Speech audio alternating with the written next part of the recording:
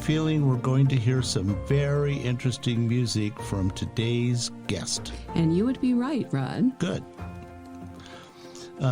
This is from a composer who just won a Grammy Award, right? I believe this is our first podcast featuring a Grammy Award-winning composer. Yes, indeed. This will be good.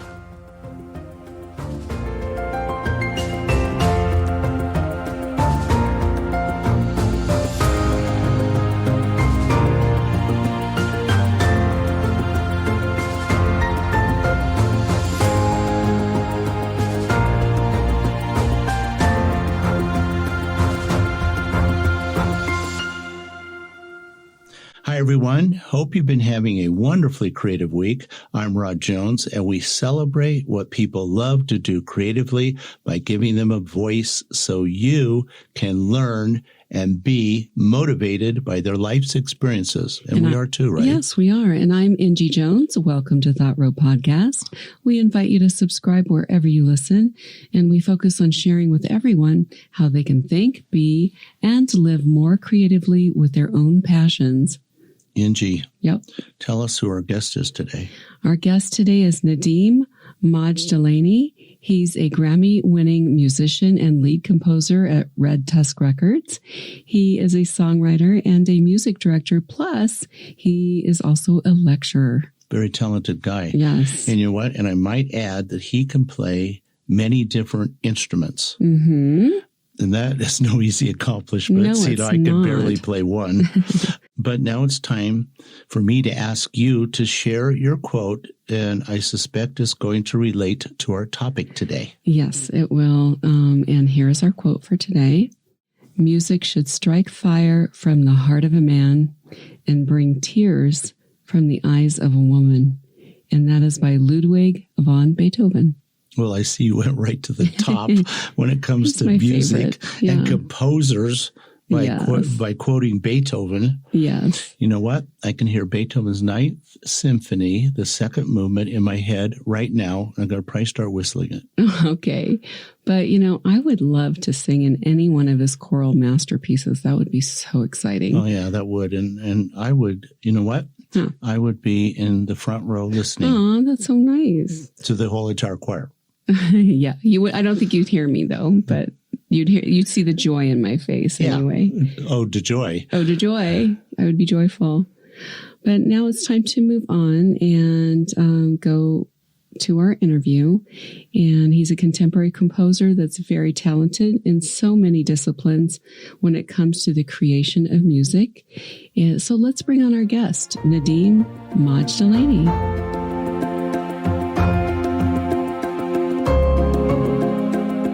Nadeem, welcome to the Thought Row Podcast. And you know what? Congratulations on your Grammy win. And we're really looking forward to our conversation today. Yes. Hi, Nadeem. I might add you are a composer, conductor, and songwriter, and you are definitely living the creative life. That's for sure.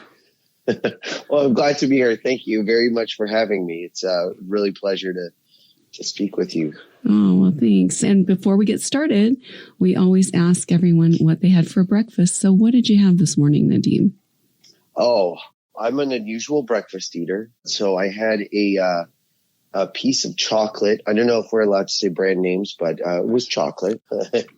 We just want to know. We just want to know what to buy. Yeah, really. And I made myself a sandwich with salami, prosciutto, egg, some mayo, and hot sauce because that's what I felt like having today for some reason. God, that sounds so good. That sounds good, and I think we should have that for lunch. I know, golly. Sometimes breakfast is lunch, and then sometimes dinner is breakfast. So they switch around. Hey, why not? Well, to get things started, why don't you share with us where you are originally from and where you grew up?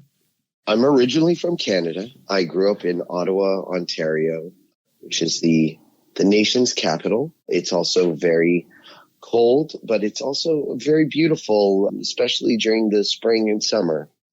We have a wonderful festival called the Tulip Festival, which I enjoyed growing up. And it's really a beautiful, big little city. That's what I call it. That's a nice combination. Yeah, okay. Do you have a favorite memory from your childhood while you were there? Yes, I do. There's this place called the Museum of Nature and the Museum of Science and Technology. So they're two different museums, and I was always torn between the two, but I really loved going to the Museum of Nature. I loved seeing the dinosaurs as a kid. And the Museum of Science and Technology, I don't know if they have it anymore, but it was called the Crazy Kitchen. And it was a room, and it was designed as an optical illusion. I guess that's what it would be. So when you walk, you could never walk straight. You would always fall over somehow. Oh, wow. And it was just based on the optics and how your eyes viewed distance and how things were placed. So it was called the Crazy Kitchen. I hope they still have it. I know they have one, at least they used to have one in Calico Ghost Town near Barstow. They used to have one like that. That was kind of fun. But now you live where? Los Angeles? I live in Los Angeles. Is that a career? Was that a career kind of thing? It was career. Yeah. I was, after college, I went to Berklee College of Music, and then I bounced around different cities, New York City, Miami, Washington, D.C. I went back to school in Toronto. And then I was working on a lot of films. And this editor friend of mine said, you should just come out to L.A. We're working on this movie I think you'd be perfect for. So I auditioned with the director, and he loved it. They brought me out here. It was in 2010. And being on the East Coast, I was so used to the public transportation, jumping on the subway and being somewhere in 10, 15 minutes. And here I was like, I'll just walk. Maybe I'll stick my hand out, get a cab. No, you can't do that. No, you can't do that. It's too far to walk. Yes, that's true. And then it's like, this is such a complicated place. I'll never live here. And 12 years later, I've family, and I've settled in my professional life as well. And I don't see myself living anywhere else. Right. I love Los Angeles. It's my home now. So what did you do for the movie that you were just talking about?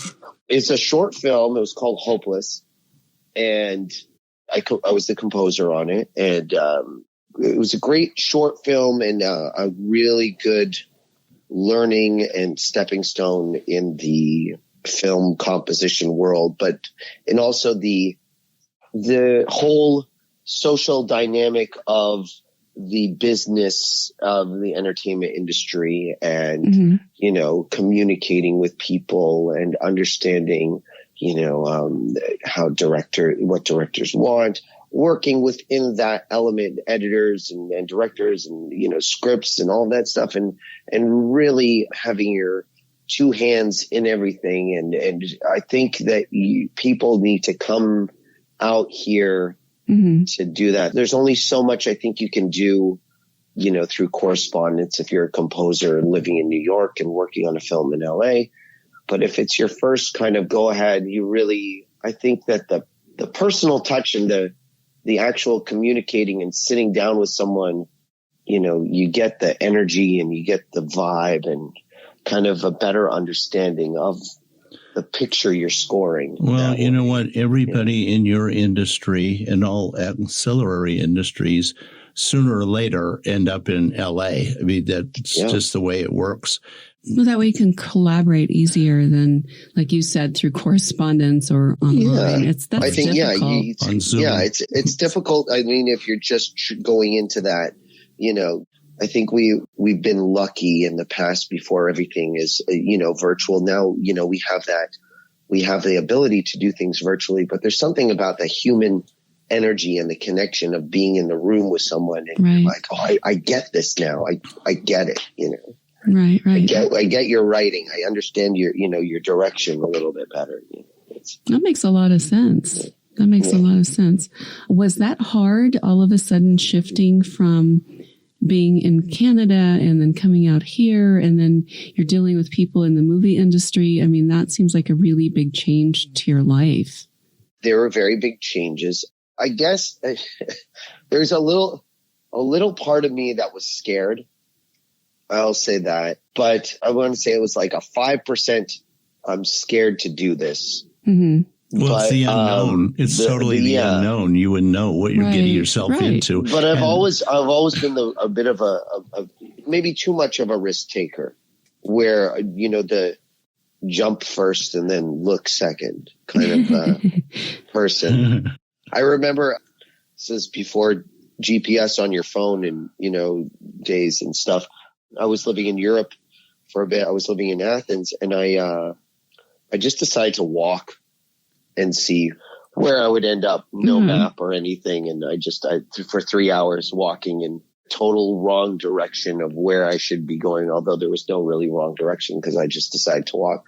But I ended up exploring the city so well, and I memorized it, and I was so good at just kind of getting where I needed to go. And I did the same thing here in LA, although I didn't walk. I had a scooter, so I scooted. So I discovered like these little hidden pockets like Toluca Lake and Eagle Rock, and because I was in West Hollywood when I came here, and I was like, oh, what if I just go all the way down Sunset? Where does it end? Or like I would pick like, where if I go on Ventura Boulevard, where do I go all the way this way? And I would see where does it, where do these things end? And then find little pockets that I ended up falling in love with, or like little mom and pop restaurants or cafes. I'm like, oh, you got to go to this place. They have the best pastrami sandwich, or you got to go, Oh, yeah. Well, that would be like driving down Pico, because that goes forever and ever and ever. And Olympic. Yeah, all of those. Sunset actually does stop on the freeway. I remember I was like, I think it was like Bel Air. I ended up going the following, and it became Sunset Boulevard. I think it turned into Sunset Avenue or something like that. Yeah. I was like I don't see any restaurants or coffee shops anymore. Well, we want to get to you as all your many talents, but I want to start out with, it's been our understanding based on our conversation and stuff that we've done to learn more about you, that you're very accomplished at playing many different instruments. And that seems to me, especially, that's not an easy thing to accomplish. Zero instruments. Zero instruments. Well, a saxophone. I wouldn't put it as fluent in all. I know how to pick one up and play it. From a young age, I knew I wanted to compose and conduct, and it took a lot of people taking a chance on me to help me get to that professional level. But I had my own philosophy since I guess concert band in high school. I would, the teacher would be like, we need a trombone player. We don't have one. We had a small little high school. It was, I think our graduating class was 85 people, and they would say, we don't have an alto sax player. Nadeem, can you learn this? And I would take it home and mess around for a week, and then I would be the saxophone player of that, that semester. Oh, we need a trombone player because we're going to do these ones. So I would take it home and do that, and it came pretty naturally. But I did require practice. I did practice, and then I had this philosophy that if I was going to conduct people, like if I was going to tell a clarinetist, for example, how to, do this on their instrument, what to do on their instrument, I should have some decency and respect and know their instrument and not just demand from them to do it, and say, oh, maybe if you try this, that might work. And, you preface this answer with something that probably we would really like to know is what motivated you at a young age? What was the turning point in your life? Why did you decide to pursue this type of career, to be a composer and a conductor and all that good stuff? I had a wonderful piano teacher named Colin Mack, and he was very inspiring and kind of molded my mind to think music in a very unique way. When we would learn a piece, he would play it for me. And then he would say, what do you imagine I'm playing? So then we would talk about, things. And then I would go home and practice. And then I would get some little inspiration of that piece. And I would sit down and try to write what I was doing. And I was 8 or 9 years old at the time. Oh, really? Oh. And I didn't really know about notation, but I would look at the note I was playing and go, okay, that's D and that's F sharp and that's, B. Mm-hmm. And I say, okay, if I want, and then I would draw these really obnoxious looking bubble notes and I'd be like, okay, these are the notes. And then I would take it to him and he goes, wow, okay, let me start to teach you composition and how to do it. And then we do theory classes. And then, I did the Royal Conservatory of Music program in Canada. And that was really amazing. And then I started to put some poems and word ideas down and feelings. And then kind of by about 15 years old was when I finally decided I don't want to be a doctor. I don't want to be a lawyer. I don't want to be any of this. I want to do music. And this is exactly what I wanted to do. And I knew at 15, very much at 15, and it kind of coincided with the talent show I was in and, just seeing how the music, it moved people and people were, telling me how they liked, what I was doing or how it made them feel. And there was some kind of connection that I had with people that I didn't even know. And I said, I want to continue. And then it followed me, but I made it more, tried to connect more. And I remember one of my best memories is I was conducting the program and this gentleman came up to me and he had a tear and he was hugging me and he said that the program that I put and the way, the musicians, it moved him and it was really nice. Oh, yeah. And then it followed me to I used to do bar gigs in Los Angeles and I played like a jazz lounge, Tom Waitsy style piano bar show here in LA to make some money as well. And there was this guy and him and his wife, they came up and he gave me the biggest tip in my fishbowl jar I'd ever seen. And he was crying and he said that his father, who had passed away last month, he said it reminded him of his dad, that his father used to play like that around the house and and he was really moved by that. And it's just this feeling that I enjoy to kind of inspire people or to make them feel like comfort food would. Like to be the mac and cheese of music. Well, it's obvious that you're doing what you were meant to do, and you're quite accomplished at it. It's exciting. It's exciting to hear your story, because I think most creative people, at some point in their life, all of a sudden they discover what it is that they really love to do. But what I really appreciate that you said was the fact that you derived a great deal of enjoyment out of making other people feel good. And I thought that was pretty cool. Yeah, I think that's what also keeps me going. It's something, it's in the ether, it's something magical that we can do with the air and anyone who's, written a poem or, even the aroma of cooking in the kitchen when you walk into someone's house, and you smell like that good home cooking. It's like it's in the air. There's always this magical thing that we can do with the air around us, whether it's sound or smell or, visual aesthetics. And, it triggers something in our mind. And the brain is always such a fascinating thing, that all these senses and memories that we can trigger. And it brings people back to this sense of community and loving each other. And bringing that that's human so element true. into humanity. That's so true. In fact, you said something that it really kind of jogged my mind, is you like the connectivity of it. And that's really, I guess that's really key in everything you do with your creativity and with your composing, is if you're not connecting with people, then they're not going to be enjoying your music.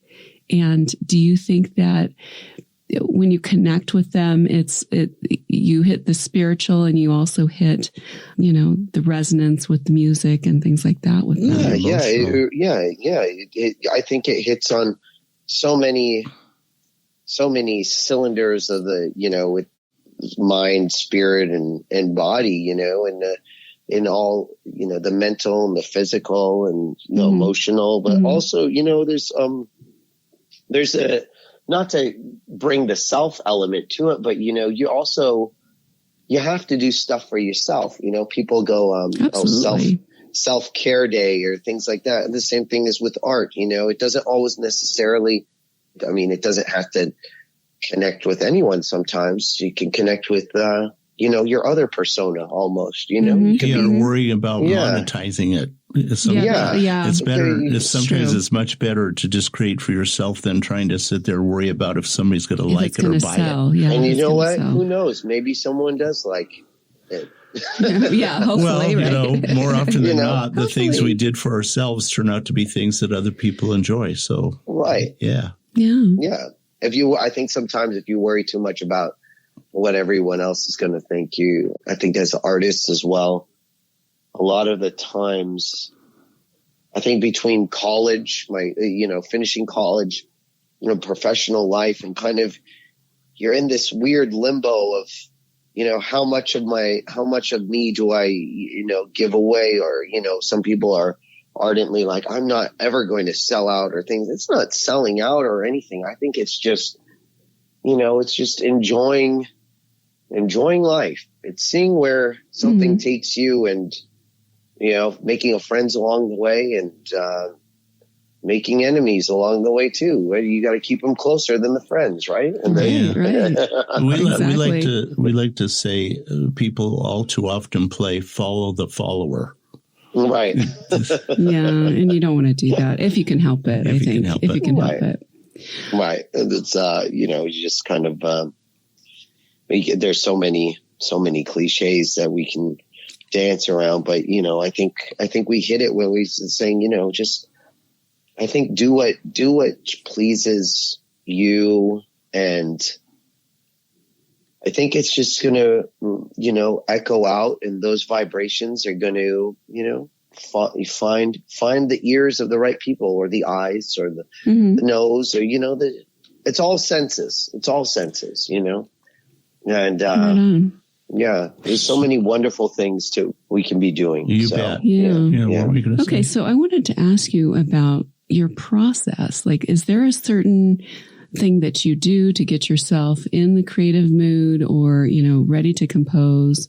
Is there something that you do to inspire yourself? Yeah, all the way to conducting. Yeah, well, it depends. Sometimes I would say more. I would say 90% of the time, and I don't know how I got lucky with this, but 90% of the time, I'll just kind of get something. It just kind of. Okay, cool. Just like, oh, wow. Okay, I'm going to go write this down now. Or if I'm doing a song, I'm thinking of the mood or what I'm feeling. If it's a song for a film or an artist, or even myself, just kind of I capture that. But like the lyrics and the music kind of overlap sometimes. Or sometimes the lyrics will start coming out, and then I'll pick up a guitar or sit at the piano, and the chords will magically, I don't know, they magically happen. I can't explain it. Right. But then there's always revisions though, there's always like a few hundred revisions that, I end up doing, or, kind of, wheedling away. I wrote this song that is one of my favorites, I think, that I've written. It's called Censor.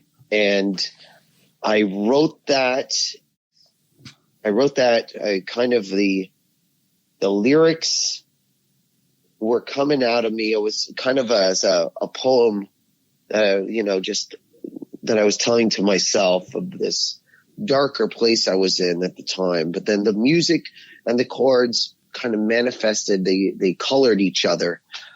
Then I think like 6 years later, I ended up changing the chords. Oh my goodness. And kind of drawing back to the, when you're that 5% afraid, I had written all these songs years ago and just put them in a drawer because I was afraid of being judged by different pockets of musicians. Like I really was passionate about classical composition, and I felt that the classical musicians would not accept me as a classical composer with my pop songwriting. And then the film composers would, I was too afraid of what everyone would think. So I hid things away and tried to change who I was to fit the different industry pockets. Mm-hmm. And I think that was very damaging to myself because I was never, I ended up trying to change who I was. Finally, I, expletive, just said, I'm just going to be me. And my wife said, you have a lot of good songs. Or she would say, who wrote that? I'm like, me. I would sit and just play my songs at the piano and sing them. She goes, why is this song not, you should just do this song, this song. And she's like, so for a year, I think it was during lockdown, I just decided to just record and release all the songs I had never done. And it was they were received really well. So I was really happy about that. I'm so glad. Terrific to I'm hear. so glad, Nadeem, that you shared that because I think there's a lot of people out there that try to create for an audience, and they forget the fact that creating for yourself, getting that first note, that first line, the first word, the first brushstroke, whatever, is so important, and that has to come from within. I really like the way you express yourself there. That's our listeners are going to love that. I like it. I think I owe a lot of that to my wife. She has been one of the most encouraging and supportive people in my life. And she's the one who said, I married you. I like you. I like your personality. I like who you are. So stop trying to change for different people and just be you. And, So I did. Wise advice. She is very wise. Yeah, that is so good. Now that we've got all excited about your music, I think this would be a good time for us to listen to a little piece of it. I would love to share one of the pieces from the album, if you don't mind, Phoenix of Atlantis. Mm-hmm. And the track, it's movement number 6 and the Phoenix of Atlantis. And it also got me a Kaleidoscope Composers Fellowship with that. And it's one of my favorite compositions that I've written. Okay, great. And it's performed, the cello is performed by Isaiah Gage, and you'll hear bass flute and bass clarinet. At one point. This is going to be exciting then. The bass clarinet is performed by Ryan Glass, and the bass flute is performed by Shannon Chanchola. Very good. Okay, wonderful. So let's listen. Let's listen to it.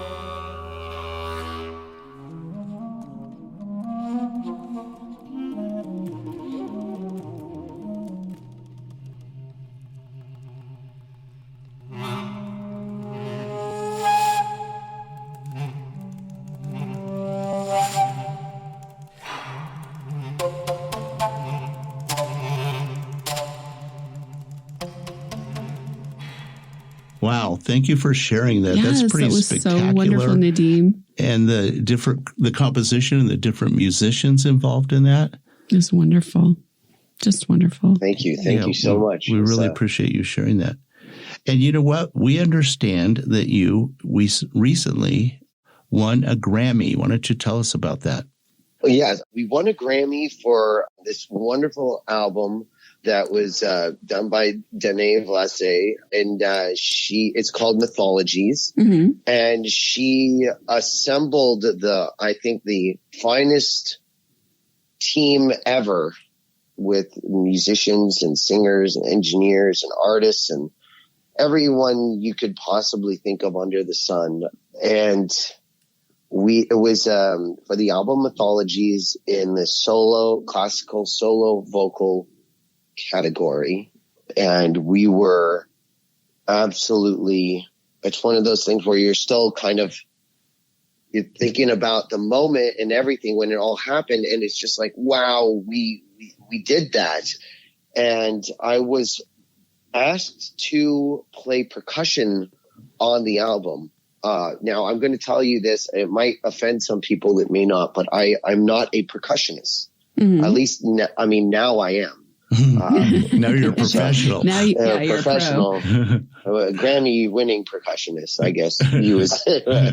I had never been asked to play percussion on an album, and she approached me because of my ability. I don't know, it's water percussion. I am an avid inventor of instruments, I like to say, and I used some well-known water percussion. I love collecting anything water percussion-y, which I also bring. My wife seems to be doing it, but she says, if there's an instrument that sounds like this that you don't have, is there something that sounds like the ocean? Or she's like, do you need something like this? We'll talk about instruments. And she seems like she's responsible for everything, which, I mean, she probably is. And she'd be like, you should see if there's an instrument like this, and you should try to get it. Or she'll like surprise me for Christmas or my birthday, and she'll be like, oh, I got you this, like a rain disc, and I used that on the album, or an ocean drum, which I used on the album. But one thing I used, we had these not vases, they're like little table, like the centerpieces on tables from our wedding. Oh, okay. That I never put away, that have just been outside collecting. It was like sometime last year, and there was this horrific rain downpouring, like torrential rain downpour in LA for days. Mm-hmm. And these jars, these little vase-looking jars, collected all of this rainwater in them. And she said, oh, you better go dump those out, because the mosquitoes, we don't want, we have 2 little children. She didn't want them to get bit by mosquitoes. Sure, and I said, okay, yeah. I said, okay. I went out to go throw one out, and I tapped it on the stone by accident, and it made like this nice resonating ring sound. And at the time I was speaking with Danae about, trying to do something with like a glass, like ethereal kind of tone. And I said, what could be more ethereal and water-like than rain from the heavens? And I'm like, this is a gift. I'm not going to dump these jars out. I'm going to record them. So I went inside. I have this little portable audio recording rig I made myself, and I put it, I set it up. I put the mics, tested out a few, saw which one gave me the best one. Had these nice little Shure mics, and everything that I could think of to find, even some unusual mics.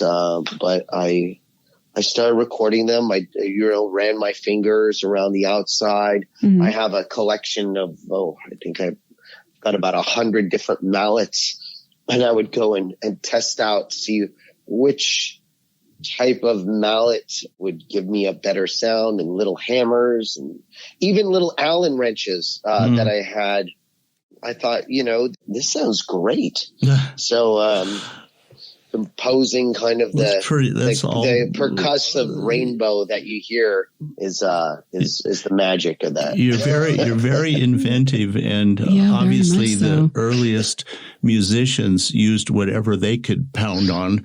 So you were in good company. Also, we like the fact you use Shure microphones, because that's what we use. Excellent. I love Shure. Yeah. It's a little plug for those guys today. Yeah.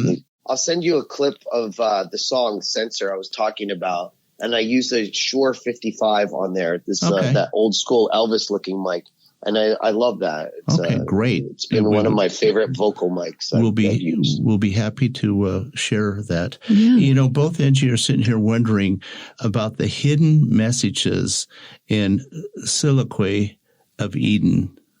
Yes, all my album covers, I like to have these, hidden messages in there. So in Soliloquy of Eden, there's a tree, there's a music tree there. By the way, my wife drew both album covers. Oh, so beautiful.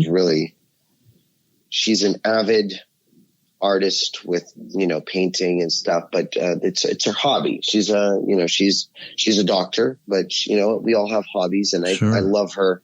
I love her artwork. So the hidden message in Soliloquy of Eden is she drew this music tree, and you can see in the tree there's notes, and those notes are actually recorded in the album. One of the movements is the actual album cover that you can follow along with if you are good at decoding and doing detective work. Oh, nice. The other one is on the Phoenix of Atlantis. Yeah, what? We're going to ask you about that in a couple of minutes. So I don't want to get ahead on that. Okay. And then Angie's got a good question for you right now. Well, mine is a little bit more on the creative front. We know you're very creative, Nadeem. What has been your driving force, and what would you tell others that want to follow their creative dreams? Driving force. Well, I think, it might sound silly, but you just wake up and do it. I'm so passionate, I guess, about music and composition and playing, and kind of the nuances also, within what an instrument can do, the extremes of an instrument. Every day I get up and I just do it. I write. I try to write anything. I had a professor once that he told me, even if you are, you have that little block, that creative block that we like to blame for not doing something. We like making excuses. So he said, even if you have that little creative block, just write your name on a piece of paper just to get something on the blank page. And that's actually been, for me, it's been those are my kids. You can hear them coming in. Those are, it's been, sometimes when you do sit down and you don't know where to start, I always will write my name at the top of the paper or something, and I'll write it, and it will kind of just spark something. Okay. I don't know. Yeah. And it just keeps going. That's a good advice, really. And there's also, I guess there's a kind of I just feel like doing it, just do it. It's just like, even that's what it's interesting. A lot of people that we've interviewed, they basically tell everybody, just do it. Just do it. Stop procrastinating and coming up with other ideas. I'm not going to lie. Procrastination is great sometimes. It's like, sometimes I will say sometimes it can be helpful. It's like plugging a dam.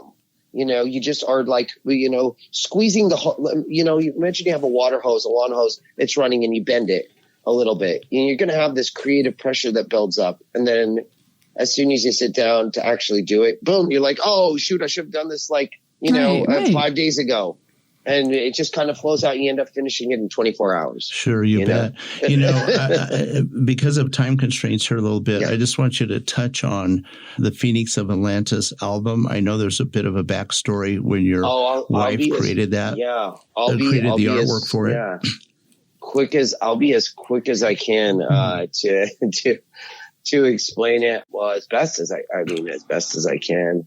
So yeah, there's a lot going on, but everything you see on the cover there are the movements of the whole album. Everything from, the center is the Phoenix of Atlantis, which is the sixth movement of this 11 movement work. The story of the 7 deadly sins. There's a movement called the 7 deadly sins. And you see every animal is a different color, and the colors are all sins, different color and animalistic representations of the sins. The movement of the moon, the 29 and a half days is what a lunar cycle is. And you see the moon in the top left corner. And then the helix, the DNA helix with the chakra colors coming out of it, and the sea turtle in the center of the churning of the ocean of milk, and this galactic kind of spiraling. There's a lot. There's some hidden messages in the numbers and the shapes. If you look close, you'll see a constellation. That's I want to say the 8th movement. Mm-hmm. Yeah. I like to hide things in there. Well, we're going to be sharing that cover. Yeah, there's a lot. Share the cover so people can look at it. I wrote a little piece about the album cover, a little not a music piece, but an actual little essay, but I haven't yet released it yet. I will when I put out an anniversary edition to help people who have been studying this. There's also there's a serpent with, some people will look at it and go, there's a serpent with the head of a cow on it. There's hybrid animals like the horse lion. Oh, interesting. Yeah. It's going to be interesting to look at it. You can stare. It's like one of those 3D pictures. You just stare at it, and the longer you stare, the more you'll get sucked into it. Okay, cool. And everything pertains to the music. I also want to quickly mention that there are literary components to the album that listeners can follow. I've made those available for free for download because I want to share that. You can on my website, and you can download the album notes. And there are stories that I've written, authored, fiction that go with the music.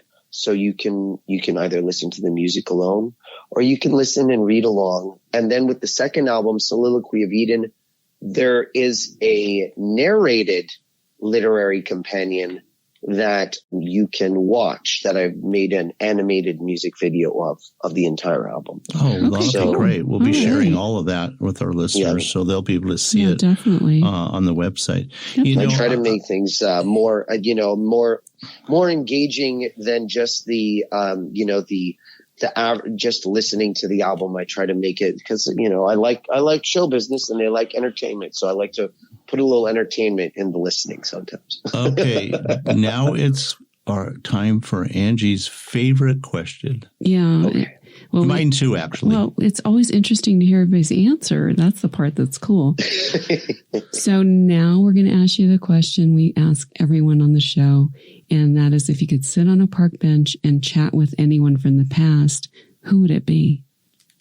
Oh my. Okay. One person, or can I pick two? You can pick anyone and any amount of people. Anyone and any amount. Yes. Okay. It might be a big park bench. Okay. But I would love, and of course I might have to be fluent in German to do it, but Beethoven and also sign language, because I think that might be beneficial. So Germanic sign language, if that's a thing. I know that American Sign Language is a thing. I don't know, probably similar, but in German. Well, I think he actually used it at times. Yeah, he did. I think so. I think you were on target there. You really are. And then Hunter S. Thompson and David Bowie and Nikola Tesla. And I think and Warren Zevon. I think, who's one of my favorite singer-songwriters of all time. You have an interesting park bench. I would love that. I think I would love to maybe turn the park bench, make it a circular one, get some sandwiches, have a little poker game, just shoot the breeze, some coffees, a round of cocktails, and then send everyone on their way. And we would want to be there with our microphones and our recorders. Yeah, totally. So we could record that. That's pretty fascinating. That's a great answer. What a great answer, though. And I feel like it's like a Bill and Ted's Excellent Adventure situation of who am I going to pick up along the way in this phone booth? Right. Exactly. Well, Nadeem, I think we've come up to the end, unfortunately, and you're so fascinating to talk to. Yes. But I want to thank you for sharing your creative journey. And we're really happy for you, excited for you about this year's Grammy. Yes, congratulations. Grammy Award. You. That's, I bet you're very proud of that, and you deserve to be, and I'm sure you deserve to receive it. So all good on that front. And then I know everyone that has had the opportunity to listen to this episode is really going to enjoy what you had to say. You're very creative, and it comes across. But probably the thing I liked the most is it was very genuine and heartfelt. That's what I was going to say, genuine and very heartfelt. Yeah. So thank you for that. Thank you for having me. It was a pleasure, and I'd love to come back again. You guys are wonderful, and thank you. Well, we would be honored to have you back. Well, thank you, Nadeem, for sharing your creative journey and your big win at the Grammys again this year. And now comes the time to let everyone know if you'd like to know more about Nadeem Majdalany. We have links for him under the show guest tab on thoughtropodcast.com, so everyone can learn more about him. And please connect with him on social media and check out his website. Yeah, fascinating person to learn more about. Thank you. I appreciate that. And thank you for having me again. It was absolutely wonderful. Yeah. Our pleasure. Our pleasure. All right. Bye-bye. Bye-bye. Also, if you're enjoying our podcast, both Rod and I would really appreciate you buying us a cup of coffee. Just go to thoughtro.com, scroll down a bit, and you can find that link right on our website on the homepage. It's really easy to do, by the way. Yes, it is. And all the money we receive goes to our production costs. Yep. And primarily because we want to keep our show commercial free, and we want to continue to bring you the best quality content with great guests. That's right. Thank you for listening to Thought Row Podcast. I'm really glad you tuned in today. We hope you enjoyed the thoughts and ideas we shared with you. We post a new podcast every week, so remember to subscribe wherever you listen to podcasts so you don't miss an episode. So it's bye for now from my husband Rod and I, wishing